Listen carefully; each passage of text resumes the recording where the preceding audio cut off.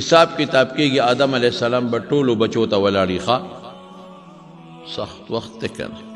الله به ورته آواز کوي یا آدم قم پاسه آدم پاسه قم عند الميزان تلې سره ودرېږه جعلتک حکما بین ذریتک ته مې انصاف دار کړې د بچو په منځ کې ستا مخکې حساب کتاب کوم انصاف تاله در کوم ودرېږه داسې رپېږي به آدم علیه السلام نو چې د دې سړي حساب کتاب وشي نیکۍ به سپکې شي ګناهونه درانه شي اعلان به وشي پلانکېرې دوزخ ته ځي د آدم علیه السلام خو بچي دي که اب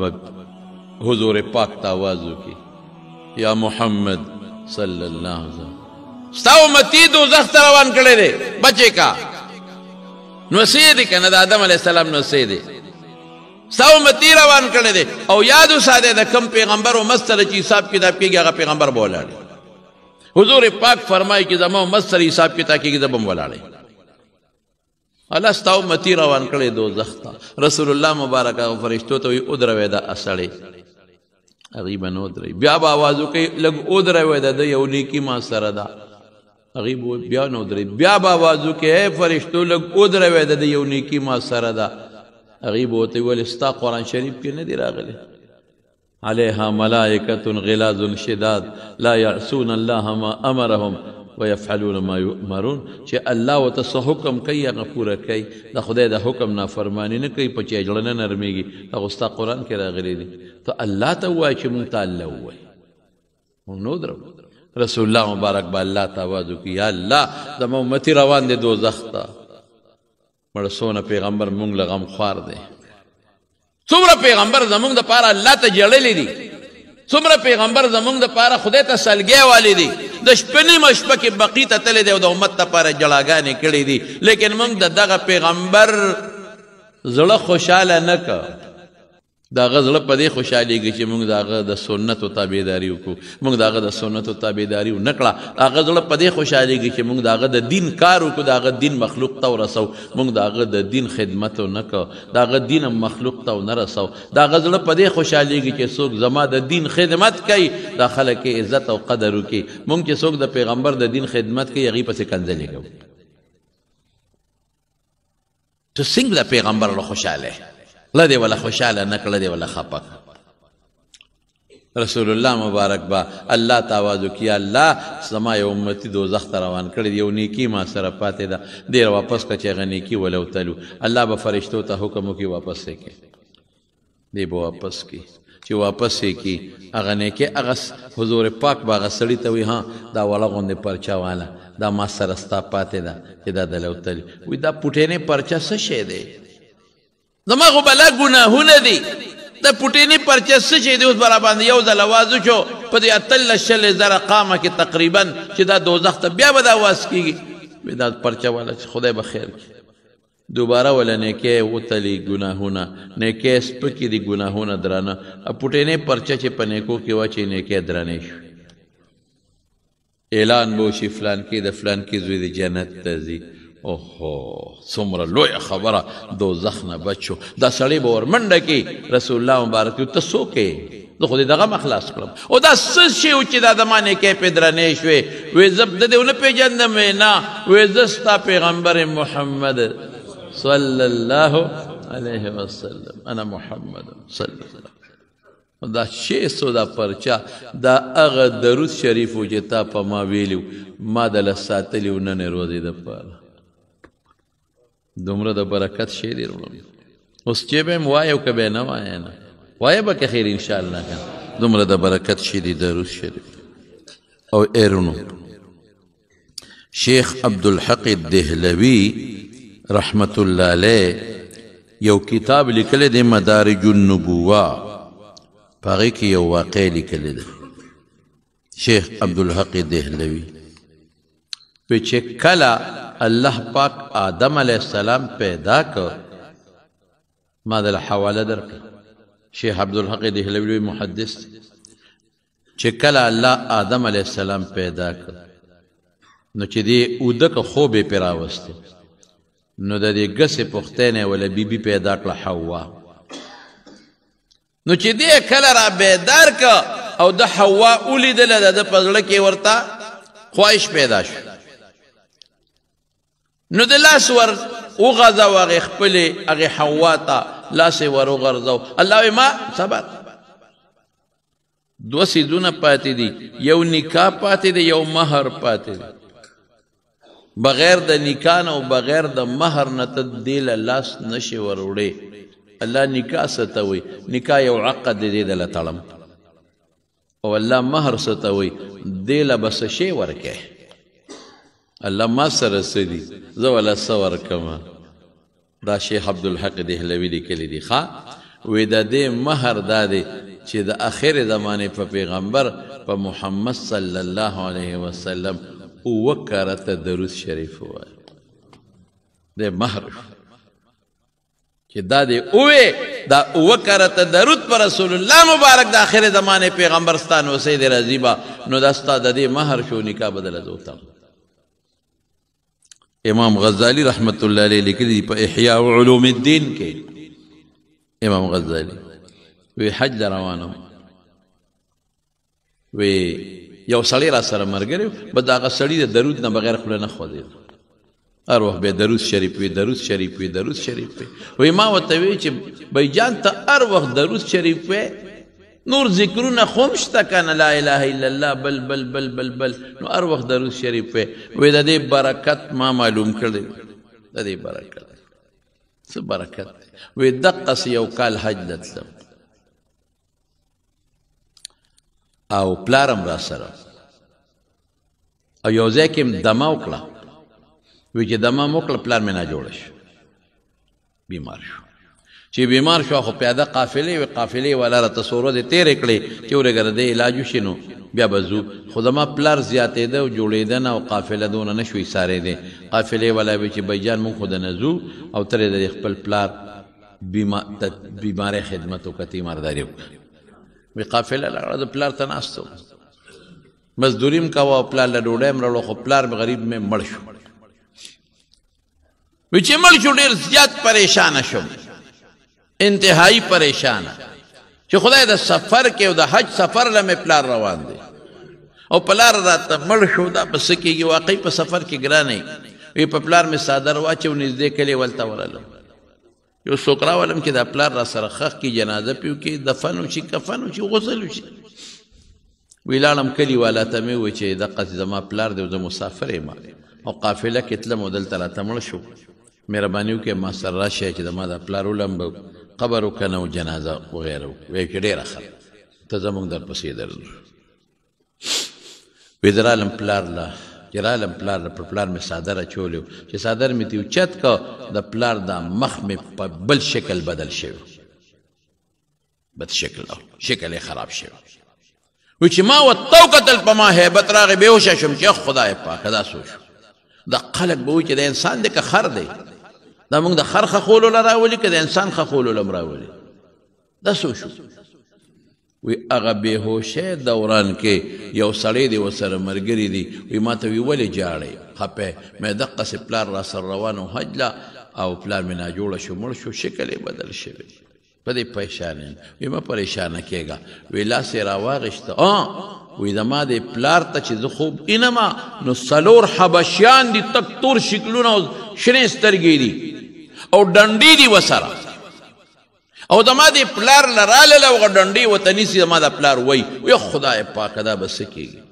وی یو سپین خشته جامو سړی راغی او هغه حبشیانو له یې دیکه ورکړه چې خوښه ډب ورنکې هغه یې وشړل او زما د پلار په مخ یې لاس راښ که واپس دی خدای خشته ښکلی شکل جوړ د مخکې نه ما ورته ته څوک یې زما پلار خو د هغه ډنډو والا حبشیانو نه م بچ کا تورو نه او دا مخ دی ولا سم که مخ یې خراب و تا پې لاس راښ که وی زه ستا پیغمبر محمد صلی الله ستا د پلار خو ډېر ګناهګار ډېر ګناهګار لږ نه نو بس ګناهګار همدغه سل انجام یې واقعي ګورې رونو د خدای نه یریږئ ګورې دنیا کې به د مخ نه بدلېږي خو قبر کې مخونه بدل نه شي ګورې ډېر ګران کار نو وی چې دې مړ شو نو بس د خدای پاک دغه سزا ودله وی ده به په ما درود شریف وی وی نن د ده درود راونه رسېدل. نو ما هغه فرشتې نه تپوس وکړه چیرې یو سړی به و د هغه به درود شریف روزانه راتلل، نن یې درود رانلل. وی هغه راته وی هغه فرشتو چې هغه مړ شوی دی او تا ته محتاجه دی که څه مدد یې کولی شي؟ مې څه محتاجه دی؟ وی شکل یې بدل شوی دی. نو رالمه نو مې مدد وکړه. نو چې دا سړی راویښ شو پلار ته یې وکتل نو واقعي د پلار شکل یې سم شوی م او د هغه مخکې نه ښکلی شوی. نو دا په حدیث کې دی د رسول الله صلی الله علیه وسلم حدیث دی. حضور پاک فرمایي د عمار ابن یاسر روایت دی، د عمار ابن یاسر چې ان الله وکل علی قبر ملکا، الله زما په قبر یو فرشته مقرر کړی ده. هغه له خدای پاک داسې سترګې ورکړي دي چې دا ټول انسانان پې ویني، داسې غوږ خدای ورکړی چې د دې ټولو خبرې پې اوري. هغه الله سره مقرر کړی دی چې څومره درود شریف په ما ویلې کېږي هغه فرشته یې یادوي او ما ته یې پیش کوي. او ما ته څه وایي؟ ما ته وایي فلانکي د فلانکي زوی نن پته دومره درود شریف ویل. نو د درود شریف د برکت نه ستا او ستا د پلار نوم د حضور پاک مخکې اخیستلی کېږي. زه خو کله کله په دې باندې خوشحاله شمه، زه یم دا هغه ثوابونه او برکتونه په خپل ځای دي، خو د درود شریف د برکت نه ستا نوم او ستا د پلار نوم د رسول الله مبارک خوا کې اخیستی کېږي چې نن فلانکي او د فلانکي زوی په تا دومره درود شریف ویلي. دقسې واقعه په روضة الفائق کې د سفیان ثوري نه منقول ده. سفیان ثوری رحمت الله علیه لوی محدث دی، وی د بیت الله د مې طواف کو یو سړي به ډېر زیات درود وی. ما ترې تپوس وکړه، هغه هم راته دقسې واقعه وویل چې زما پلار په سفر کې تلو مړ شو، مخې تور شو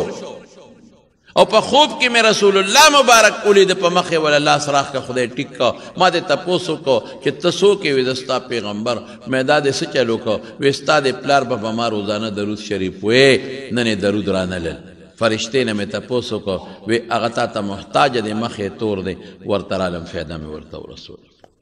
دا د درود شریف فضیلت دی رونو. او زما رونو حدیث پاک دی د حضرت ابو هریره، دا مو اورئ ښه، د ابو هریره د علامه سخاوي یو کتاب دی بدیع، په هغې کې دی درته باقاعده ویمه چې الصلاة نور علی الصراط، الصلاة نور علی الصراط. صلات منځ ته م وایي، درود شریف ته م وایي، دا په پل صراط رڼا ده. ښه بیا څه وایي؟ ومن صلى علي يوم الجمعة 80 مرة، ومن صلى علي يوم الجمعة 80 مرة، چا چې د جمعې په ورځ اتیا کرته درود ووایي. څونه؟ اتیا. غفرت له ذنوب 80 عاما، د اتیاو کالو ګناهونه به ورته وبخم. دا حدیث زمونږ د علما په پیږي په دې کې څه ضعف شته، خو دا متعدد احادیث دي او زمونږ علما وایي چې په فضایلو کې بیا کفایت ورکوي. نو اتیا ځله په رسول الله مبارک درود شریف. او حضور پاک فرمایي من صلى علی عند قبری سمعته، چې زما د قبر خوا کې څوک و درود وایي زه اورم. ومن صلى علی نائیا، او چې به ما درود وایي او دی لرې دی، ابلغته، ما ته د فرشتو په ذریعه رارسیږي. او حضور پاک فرمایي ان لله ملائکة سیاحین فی الارض، په دې ځمکه کې فرشتې چکرې لګوي، یبلغونی عن امتی السلام، او چې زما امت په ما درود سلام وایي ما ته رارسیږي. ورونو دا نن نه پس به که خیري او یو بل حدیث کې څه راځي چې په ما څوک یو ځل درود شریف وایي نو الله پاک لس ګناهونه رجوي،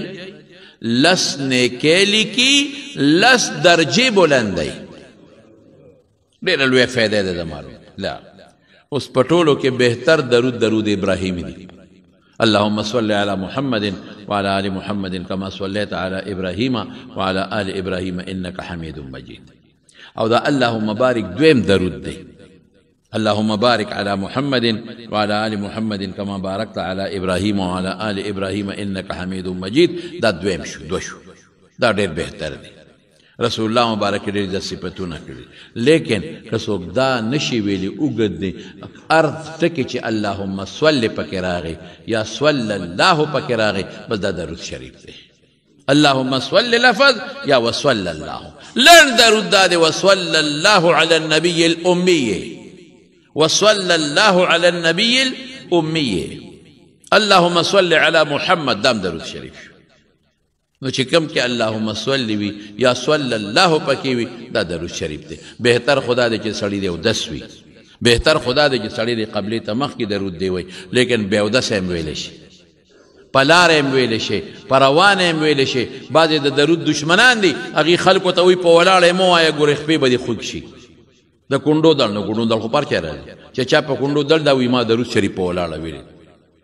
او چاته وایي چې په روانه کې دی وایي سترګې به دې کمزوري شي نو نظر خو چا کمزور ټول دروغ دي ښه د درود د څوک مه منې کوئ آداب یې دا دي چې په اودس کې ووایه آداب یې دا دي چې جومات کې کښېنه قبلې ته مخ کا لیکن ذکر شو درود شریف شو تلاوت د قرآن شریف شو دا ټول په روان هم ویلی شي په ولاړ هم ویلی شي په ناسته هم ویلی شي او هر ټیم یې وایه درود شریف او بالخصوص د شپې چې کله وده کېږې نو ځان له یو مقرر کې یو شل پنځه یا سل درود شریف پر رسول الله مبارک باندې وایه ښه وایه به انشاءالله کنه دا لازم کې او د مانځن د بانګ نه پس چې کله بانګ وویلی شي اللهم رب هذه الدعوة التامة والصلاة القائمة آت محمدا الوسيلة والفضيلة وابعثه مقاما محمودا الذي وعدته دا مو وایه چې څوک دا وایي رسول الله مبارک فرمایي زما شفاعت ولا واجب شو چې کله دعا کې مخکې حمد بیا درود شریف بیا دعا وروستم درود شریف وایه که جومات ته داخلېږې وایي اللهم افتح لي ابواب رحمتک بیا درود زر ووایه بسم الله والصلاة على رسول الله صلى الله عليه وسلم یا بسم الله والصلاة والسلام على رسول الله یا صرف الصلاة والسلام على رسول الله او که د جومات نه وتې اللهم اني اسألك من فضلك او بیا ووایه چې بسم الله الصلاة والسلام على رسول الله درود او سلام وایه دې کې به انشاءالله ستاسو ډېره لویه فایده پیغمبر به خوشحاله شي الله به خوشحاله شي د دنیا فایدم او د آخرت فایدم ده ټول به وایه که خیر انشاءالله او زنانو ته مو وایه ښه درود شریف وایه د ورځې 200 پیرې خو یې کم از کم وایه قسم دې بعضې خلک دې ما ته وایي موږ په شواروز کې 10,000 کرته درود شریف وایو 10,000 کرته ماشاءالله نو خیر 10,000 که څومره ډېر ویلی شي ښه ده خو دا 200 پیرې خو ټول ملګري ځان له نوټ کې چې دا به وایه که خیر انشاءالله الله یې تاسو له توفیق درکړي